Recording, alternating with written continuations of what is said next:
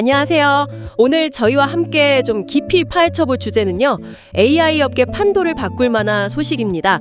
바로 오픈 AI하고 칩 제조사죠. AMD 간의 이 초대형 파트너십인데요. 네, 관련 기사나 또 금융 분석 보고서들을 보면요. 이게 그냥 단순 칩 거래가 아니더라고요. 좀 복잡하면서도 흥미로운 내용들이 많습니다. 맞아요. 이 발표 하나 때문에 AMD 주가가 하루 만에 30% 넘게 뛰었으니까요. 정말 대단했죠. 그렇죠. 그래서 이번 시간에는 이 거래의 핵심 구조, 또 그 의미, 그리고 이게 AI 인프라 경쟁이나 시장 전체에 미칠 파급 효과까지 한번 자세히 짚어보려고 합니다. 네, 좋습니다. AI 혁신 이면에 숨겨진 이 거대한 투자와 전략의 세계 한번 제대로 들여다보시죠. 자, 그럼 일단 기본적인 사실부터 좀 확인해 볼까요? 오픈 AI가 AMD GPU를 아주 대량으로 사기로 했다 이건데 구체적으로 어느 정도 규모고 또 계획은 어떤가요? 네, 그 오픈 AI가 앞으로 몇 년에 걸쳐서요. 여러 세대의 AMD 인스팅트 GPU를 도입하는데 총 규모가 무려 6기가와트입니다. 6기가와트. 6기가와트요? 와, 감이 잘 안 오는 규모인데요. 네, 정말 엄청난 규모죠. 시작은 2026년 하반기부터고요. 1기가와트 규모로 차세대 MI450 시리즈를 배치하는 걸로 시작합니다. 이 6기가와트라는 게 현재 데이터 센터들이 쓰는 전력량을 생각하면 정말 상상하기 어려운 수준의 컴퓨팅 파워를 뜻하는 거거든요. 아니 그 정도의 막대한 컴퓨팅 파워가 대체 왜 필요한 걸까요? 오픈 AI의 속내가 좀 궁금해지는데요. 그 점에 대해서 오픈 AI의 그 그렉 브록먼 사장이 직접 이야기를 했어요. 이게 인류 전체에게 AI 기술을 확장하기 위한 핵심 과제다. 이렇게요. 아, 핵심 과제다. 네, 실제로 현재 오픈 AI 내부에서는 컴퓨팅 파워가 부족해서 이미 개발 다 끝나고 수익 창출도 가능한 기능을 제때 출시하지 못하는 경우도 있다고 합니다. 아, 정말요? 기능 출시까지 못할 정도로 부족하군요? 네, 샘 알트먼 CEO도 계속 강조했죠. 세상은 훨씬 더 많은 컴퓨팅 능력을 필요로 한다고요. 결국은 더 강력한 AI 모델 만들고 또 전 세계 사용자들한테 서비스를 하려면 이런 선제적인 대규모 컴퓨팅 자원 확보가 필수적이다. 이런 판단인 거죠. 그렇군요. 필수적이다. 그런데 이게 단순히 칩을 사고 파는 계약이 아니라는 점이 또 흥미로워요. 아주 독특한 금융 구조가 포함되어 있다고요? AMD가 오픈 AI한테 워런트, 그러니까 신조 인수권을 줬다고요? 맞습니다. 이 부분이 이번 거래의 핵심 중 하나라고 볼 수 있는데요. AMD가 오픈 AI에게 보통주를 최대 1억 6천만 주까지 사들일 수 있는 권리, 이걸 워런트라고 하죠. 이걸 발행했어요. 1억 6천만 주요. 와, 현재 AMD 총 발행 주식수 생각하면 거의 10%에 달하는 거 아닌가요? 네, 맞습니다. 약 10% 정도 되는 엄청난 규모죠. 아니, 10% 지분을 살 수 있는 권리라니 정말 파격적인데요. 근데 이 워런트 그냥 주는 게 아니라면서요? 조건이 붙어 있다고요? 네, 정확히 보셨어요. 그냥 주는 게 아닙니다. 이게 여러 단계로 나뉘어 있고요. 각 단계마다 특정 조건을 충족해야만 행사할 수가 있어요. 어떤 조건들인데요? 예를 들면? 그리고 왜 이렇게 복잡하게 했을까요? 그냥 현금으로 거래하면 될 텐데. 예를 들면 오픈 AI가 약속한 만큼 AMD GPU를 실제로 도입하고 배치해야 하고요. 더 나아가서는 AMD의 주가가 사전에 설정된 어떤 목표치, 마지막 단계는 $600다 이런 분석도 나오던데 그런 목표치에 도달해야 한다 이런 식입니다. 그렇군요. 그러니까 단순히 칩을 사는 걸 넘어서서 오픈 AI가 AMD의 성공에 직접적으로 기여하고 나중에 그 과실도 같이 나누는 그런 구조네요. 바로 그겁니다. 바클레이즈 같은 금융기관 분석 보고서를 보면요. 이 워런트 구조가 양사의 이해관계를 아주 강력하게 묶어주고 특히 AMD의 기업 가치랑 주가를 끌어올리도록 매우 정교하게 설계되었다. 이렇게 평가하고 있어요. 아하. 오픈 AI 입장에서는 필요한 컴퓨팅 자원도 확보하면서 나중에 지분 차익까지 기대할 수 있는 거고요. AMD는 또 안정적인 대규모 고객을 확보하면서 동시에 주주 가치도 높일 수 있으니 그야말로 윈윈 전략인 셈이죠. 서로 목표 달성을 위한 강력한 동기부여 장치이기도 하고요. 그렇겠네요. 네, AMD의 CFO 진후도 이 계약이 단순 매출 증대 그 이상이다. 전략적 제휴와 주주 가치 창출을 동시에 이루는 계약이라고 강조를 했었습니다. 와, 그럼 AMD 입장에서는 정말 이건 역사적인 계약이 되겠네요. 리사수 CEO도 정말 감격했을 것 같은데요. 아, 그럼요. 이번 계약으로 AMD는 단숨에 오픈 AI의 핵심 전략 파트너로 떠올랐습니다. 이게 오랫동안 AI 가속기 시장 절대 강자인 엔비디아를 정말 맹렬히 추격해온 AMD잖아요. 그렇죠. 그런 AMD로서는 이 생성형 AI 혁명을 이끄는 오픈 AI라는 상징적인 고객을 딱 확보했다는 것 그 자체만으로도 엄청난 성과라고 할 수 있죠. 그리고 또 자사의 주력 AI 칩인 인스팅트 GPU 로드맵, MI300X에서 350X 그리고 이번에 450까지 이어지는데 이 기술력을 시장에 확실히 증명하는 계기도 된 거고요. 재무적인 기대 효과도 상당할 것 같은데 애널리스트들은 구체적으로 어느 정도 영향을 예상하고 있나요? 금융가의 기대감이 아주 높습니다. 예를 들어서 바클레이즈 같은 경우는요. 이번 계약으로 2026년 말까지 기존 전망치를 훨씬 뛰어넘는 수십억 달러의 추가 분기 매출이 발생할 수 있다. 이렇게 분석했어요. 수십억 달러요? 분기마다? 네, 이게 AMD 수익성에 엄청난 긍정적 영향을 줄 걸로 보고요. 이런 기대감을 반영해서 목표 주가도 기존 200달러에서 300달러로 대폭 올렸습니다. 와, 300달러? 네, 계약 규모 자체가 워낙 크니까요. 앞으로 몇 년 동안 AMD의 실적 성장을 이끌 핵심 동력이 될 거다. 이런 전망이 지금 지배적입니다. 그런데 여기서 또 궁금한 점이 생겨요.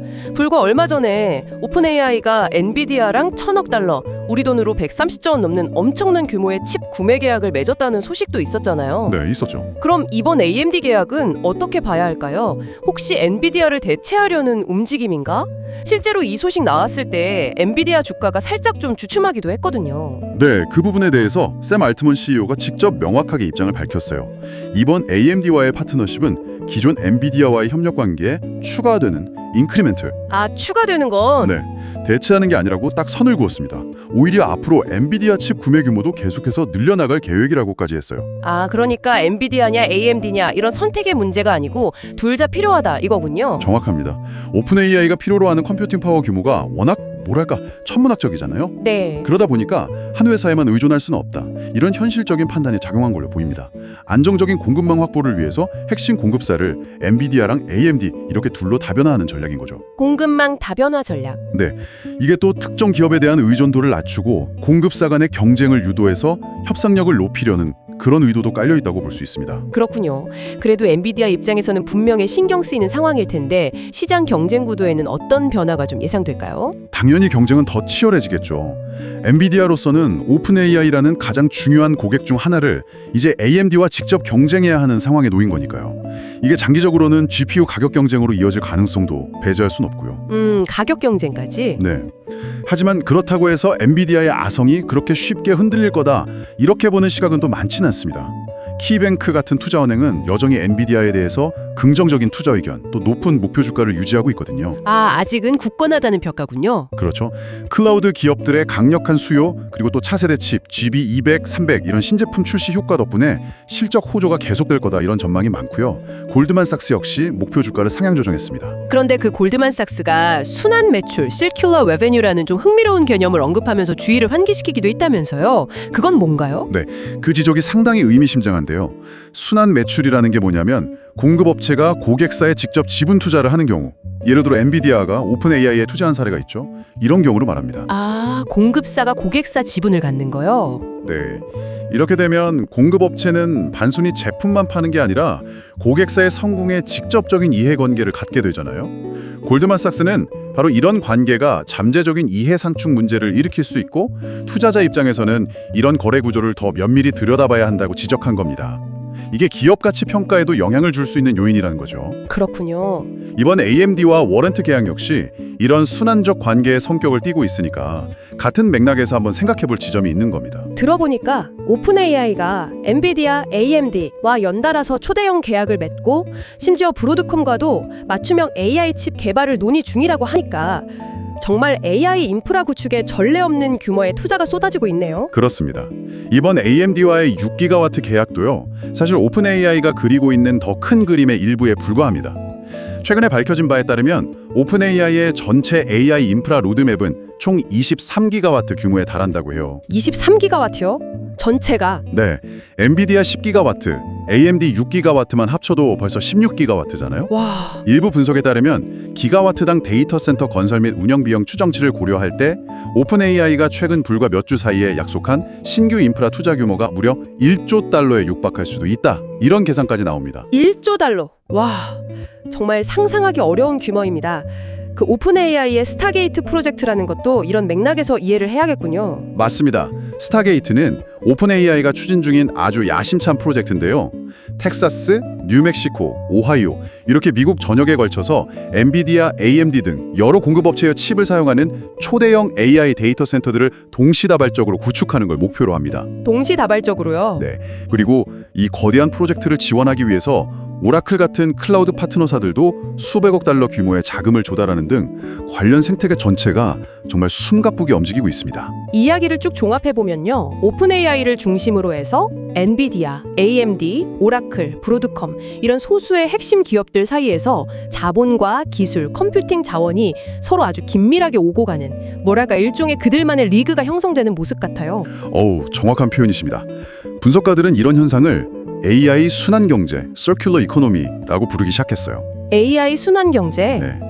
오픈 AI가 AI 모델 개발과 서비스 확장을 위해서 막대한 컴퓨팅 수요를 만들어내면 엔비디아와 AMD는 핵심 칩을 공급하고 또 때로는 직접 투자나 워런트 형태로 자본 관계까지 맺는 거죠. 네네. 그리고 브로드컴 같은 기업은 맞춤형 칩이나 네트워킹 솔루션을 제공하고 오라클 같은 클라우드 기업은 이 모든 걸 뒷받침할 데이터 센터 인프라 구축과 운영을 돕고요. 이 핵심 플레이어들 사이에서 자본, 지분, 기술 그리고 가장 중요한 컴퓨팅 파워가 서로 이렇게 맞물려 돌아가는 좀 폐쇄적이면서도 아주 강력한 생태계가 만들어지고 있는 겁니다. 이런 순환 구조가 효율성을 높이는 면도 있겠지만 동시에 특정 기업에 대한 의존성이 너무 높아지면서 위험 요인도 커지는 건 아닐까?